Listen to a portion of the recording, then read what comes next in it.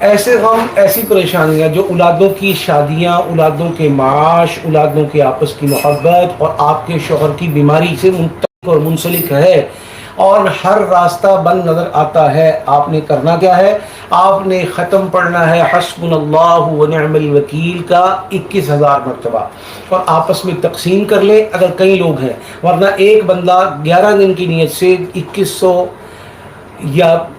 تقسیم کر کے پوری جو تعداد بنتی ہے اس کو پڑھنا شروع کرے۔ اس کے شروع میں ایک پلیٹ زردے کی مزیدار سی، عمدہ سی، خوبصورت سی پکا کر چھوٹے بچوں میں تقسیم کرے، انشاءاللہ ہر پریشانی دور ہوگی۔ لیکن اس کے ساتھ ساتھ گھر میں نیک ماحول، گھر میں اچھا ماحول،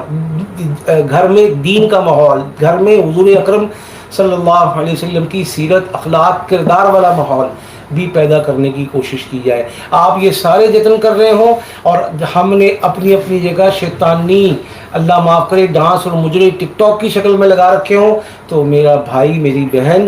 یہ سارے فرشتے جو آئیں گے آپ کی مدد کو اللہ کے حکم سے،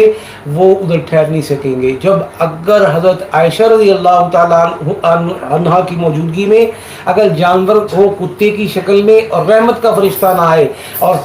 دوپٹہ ہٹ جائے اور بال نظر آئے، اور ازواج مطہرات اور ام المومنین کی موجودگی میں اور حضور اکرم صلی اللہ علیہ وسلم کی موجودگی میں فرشتہ نہ آئے، تو معلوم ہوا کہ ہم آپ خود سے فرشتوں کو دور کر رہے ہیں اور ناکامی مول لے رہے ہیں۔ لہٰذا آہستہ آہستہ خوبصورت طریقے سے اپنے گھر کے ماحول کو بھی بہتر بنانا ہے۔